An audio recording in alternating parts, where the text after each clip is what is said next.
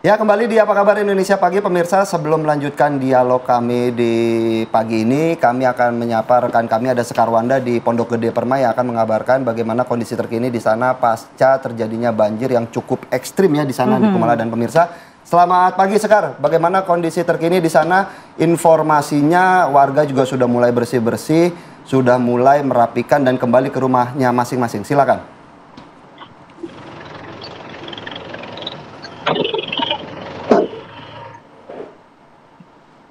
Mengungsi di pengungsian BNPB kini sudah mulai kembali ke rumahnya masing-masing untuk melakukan bersih-bersih. Selain itu juga apabila Anda dapat melihat di layar kaca Anda, banyak sekali kendaraan yang juga berlalu lalang. Ini tandanya warga sudah mulai melakukan aktivitas seperti biasa, sudah mulai kembali bekerja. Dan begitu juga di tempat saya mengabarkan saat ini juga merupakan salah satu toko fotokopi yang Anda dapat lihat di depannya ini banyak sekali perabotan-perabotan yang terendam lumpur akibat banjir yang terjadi sekitar 5 hari lalu. Banjir yang terjadi 5 hari lalu ini ketinggiannya mencapai 5 hingga 7 meter. Sehingga ini cukup berdampak terutama untuk perabotan-perabotan milik warga. Tak hanya rumah warga, kemudian toko-toko di sini seperti toko fotokopi di tempat saya mengabarkan saat ini, dan juga ada minimarket yang juga akhirnya terpaksa harus tutup beberapa hari akibat banjir yang terjadi beberapa hari lalu. Pemirsa, saya harus berjalan dengan hati-hati karena lumpurnya ini cukup tebal, cukup becek, sehingga ini cukup berbahaya, saya bisa jatuh. Nah, saya akan mengajak Anda untuk berbincang langsung dengan salah satu karyawan fotokopi di sini, yakni Pak Andi, yang saat ini sedang bersih-bersih. Selamat pagi, Pak Andi. Ya, selamat pagi, Mbak. Pak Andi, ini sudah pindah dari pengungsian sejak kapan, Pak? Baru kemarin sore, Mbak. Oke, saya melihat Bapak aktivitas pagi hari ini dimulai dengan bersih-bersih. Saya ingin mengetahui kendala setelah banjir ini apa, Pak, yang dirasakan? Yang pertama, otomatis usaha buat pemulihan mesti perbaikan semua. Yang pertama bersih-bersih, kondisikan peralatan, alat-alat usaha, berikut barang-barangnya. Oke, Pak. Pak, ini apakah banjir yang terjadi di sini sering kali terjadi atau baru pertama kali terjadi, dan apakah toko fotokopi ini selalu terdampak banjir setiap ada banjir di sini? Kalau buat banjir, yang banjir besar ini terjadi setiap setahun sekali.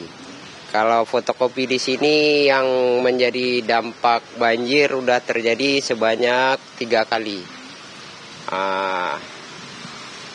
Kami berharap ada penanggulangan dari pemerintah buat penanggulangan banjirnya. Terima kasih ya Pak Andi sudah memberikan informasinya dan bercerita kepada kami di Apa Kabar Indonesia Pagi. Nah, pemirsa, itulah tadi salah satu warga yang terdampak, yakni usahanya juga ikut terdampak karena melihat ini juga banyak sekali perabotan yang rusak akibat banjir ini, dan dari warga sendiri berharap adanya penanggulangan dari pemerintah setempat untuk dapat agar rumah-rumah ataupun toko-toko di sini kembali pulih dan bisa beraktivitas seperti biasa. Saya kembalikan ke Philip di studio. Baik, terima kasih Sekar Wanda langsung dari PGP Bekasi, di mana di sana dia memperlihatkan bagaimana kondisi terkini warga yang terdampak banjir. Banyak peralatan-peralatan warga yang rusak akibat banjir. Lemari-lemarinya tadi di belakang Sekar Wanda juga pada hancur ya, bagaimana kesian sekali warga. Kita akan langsung menyapa narasumber kita yang sudah bergabung melalui Zoom. Ada Wali Kota Bekasi, ini Pak Tri Adianto. Selamat pagi Pak Tri, Pak Wali Kota. Selamat pagi. Baik, Pak Tri, kita lihat tadi laporan dari rekan kami dari PGP yang merupakan kemarin banjir terparah terjadi di komplek perumahan ini ya, salah satunya terparah. Mungkin saat ini penanganan dari Pemkot Kota Bekasi sendiri seperti apa, Pak? Ya, jadi memang secara berangsur tentu kondisi pasca banjir terus berkurang titik lokasinya.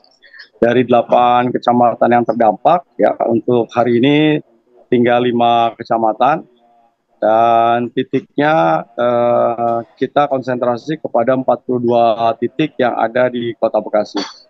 Nah, untuk pasca bencana tentu yang utama adalah tetap konsentrasinya adalah bagaimana menyiapkan logistik bagi warga masyarakat yang memang belum berkehidupan normal. Yang kedua tentu pusat-pusat kesehatan, ya.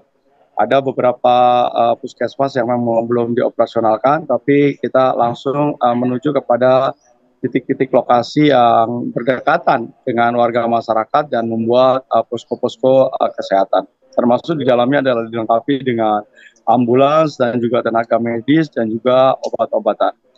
Untuk yang selanjutnya adalah terkait dengan pembersihan.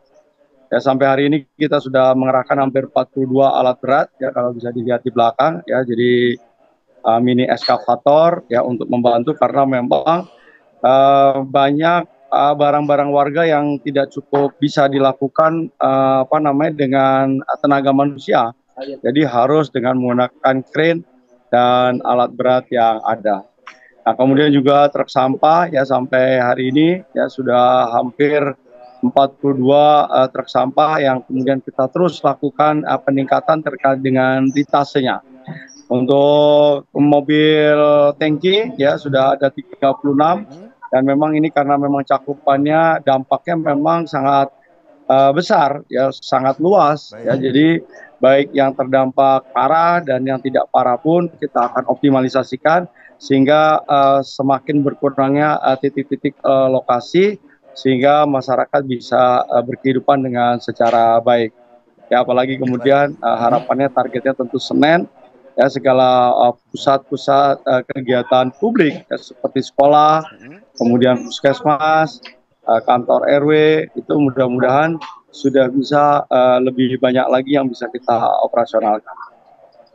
Baik, Pak Tri. Pak Tri, izin. Ini kalau kami lihat, Pak Tri ini sedang berada di lokasi mana, Pak? Saat ini? Saya ada di Jakastia, ya, di perumahan Jakastia di Kecamatan Bekasi Timur, Kecamatan Bekasi Selatan. Ini aktivitasnya sedang melakukan kunjungan atau seperti apa? Loh, hari ini kan kita mengerahkan seluruh kekuatan aparatur pemerintah Kota Bekasi untuk kita membantu warga masyarakat yang ada di 42 titik secara keseluruhan ya. Sehingga mudah-mudahan dalam 2 hari ini tentu ada sesuatu pelayanan yang lebih baik lagi dan lebih banyak lagi sampah yang bisa kita buang ke Bantar Gebang, semakin banyak lagi lingkungan yang bersih sehingga memang cukup tebal ya lumpur yang hari ini harus kita bersihkan. Baik, Pak Tri, kemarin juga kita lihat sudah ada pertemuan dengan Gubernur Jawa Barat, Pak Deddy Mulyadi. Kita ingin tahu apa solusi yang kemudian dihasilkan dari pertemuan tersebut. Betul. Namun kita harus jeda terlebih dahulu, kita kembali usai jeda dengan Wali Kota Bekasi, Bapak Tri Adianto.